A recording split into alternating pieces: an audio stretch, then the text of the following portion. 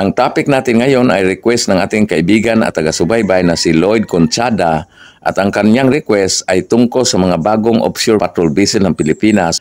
Pero bago tayo magpatuloy, huwag niyong kalimutan pindutin ang subscribe button para lagi kayong updated.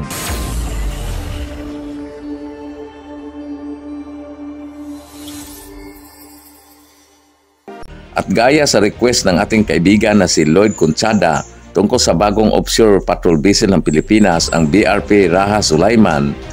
Ang BRP Raha Sulaiman ay ang bagong offshore patrol vessel ng Pilipinas na gawa ng Hyundai Heavy Industry at ito'y nilalunch noong isang araw doon sa Ulsan, South Korea.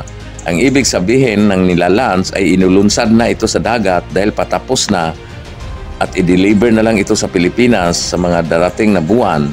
Ang launching ay sinaksihan mismo ni Armed Forces of the Philippines Chief General Romeo Browner Jr.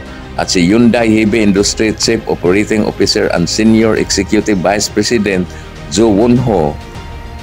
3, 2, 1, fire!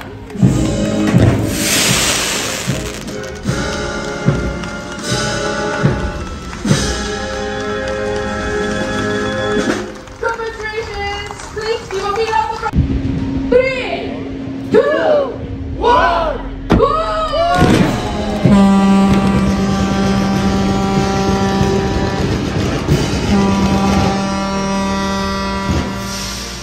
Ang kaganapan ay pagpakita ng matibay na pakikipagsosyo or partnership sa pagitan ng Philippines at South Korea para mapahusay at mapatibay ang maritime security and self-reliance capabilities ng Pilipinas. Ang BRP Raha Sulaiman ay ang lead ship ng Raha Sulaiman class offshore patrol vessel na binuo ng 6 na mga barko para sa Philippine Navy. Sa ngayon, ito pa lang ang BRP Sulaiman ang unang nalalunch at sa darating na mga buwan ay susunod din ang iba pang mga barko.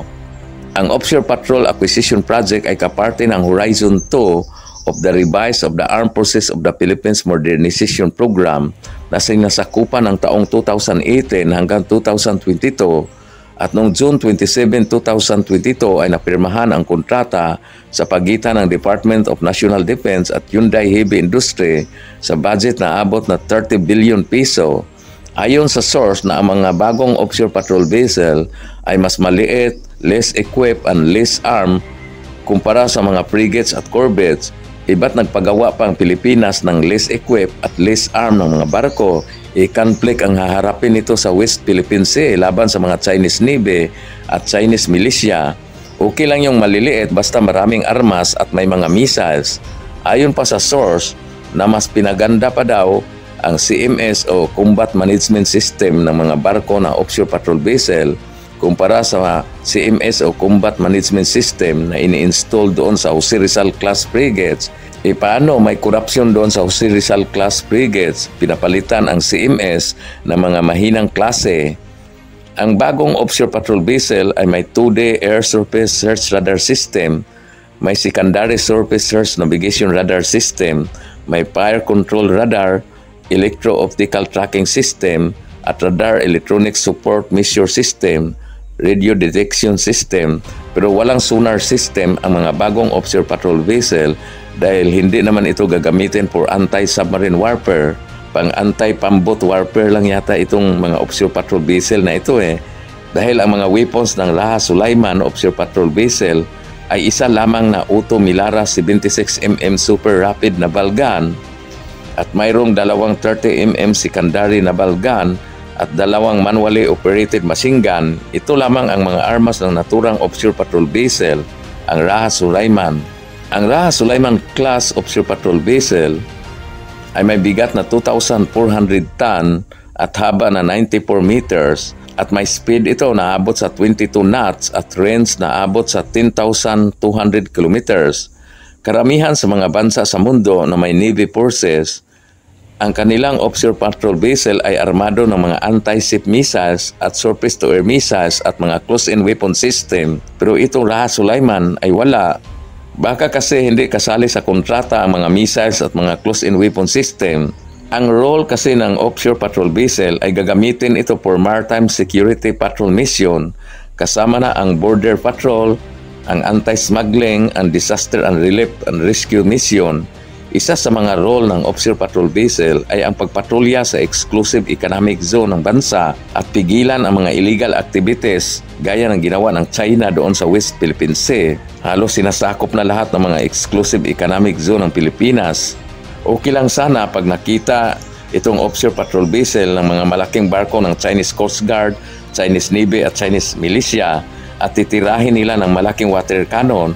Tama yon para mahugasan itong Raha Sulaiman kahit bago pa at wala pang alikabok. Parang libre na namang karwas ito eh. Paano kung titirahin ito ng missiles ng mga barko ng Chinese Navy? Walang panguntra ang Raha Sulaiman dahil walang missiles at cruise-in weapon ang Raha Sulaiman. Alam nyo, ang mga Offshore Patrol Vessel ng China, kahit ang makina nito ay Rakal at Ruse, marami pa rin silang missiles eh. Kahit sa 10 missiles, isa lang ang puputok noon, delikado pa rin pag matamaan ang Raha Sulaiman ng isang missile, sasabog ito.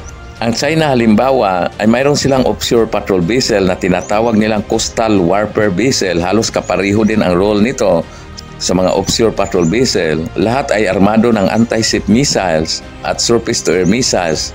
Mayroon pang manpads. Dapat lang talaga may armas o may missiles, lalo na ang anti-ship missiles o surface-to-air missiles, itong bagong Offshore Patrol Vessel ng Pilipinas, itong Raha Sulaiman, para may panglaban kung sakali man, dahil delikado ang misyon nito magpapatrolya sa West Philippine Sea. Nandun ang China palaging paikot-ikot pag hindi ito malagyan ng anti-ship missiles o surface-to-air missiles at close-in weapon system, mabuti pa gagamitin na lang ito maghatid ng noodles, sardinas at bigas sa panahon ng sakuna o bagyo, dahil isa rin ito sa mga roles ng Raha Sulaiman Offshore Patrol Vessel. O di kaya manghuli na lang ng mga illegal smuggling or illegal fishing.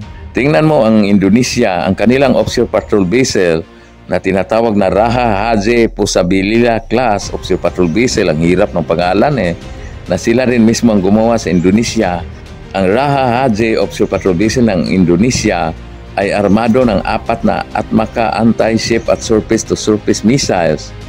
Ang Raha Haji ay may missiles, ang Raha Sulaiman ay walang missiles. At kahit ang Thailand Royal Navy, lahat ng kanilang Offshore Patrol Vessel ay armado ng missiles. Gaya ng HTMS Prisawat Kikirit Khan, ang hirap ng pangalan Ang mga Offshore Patrol Vessel nito sa Thailand ay lahat ay armado ng 4 na RJM-8 Harpoon anti-ship missiles. Sa tingin ko, nagtipid ang Pilipinas dahil mas mahal kasi pagkasama ang missiles sa paggawa ng Offshore Patrol Vessel. Hanggang sa susunod, maraming salamat.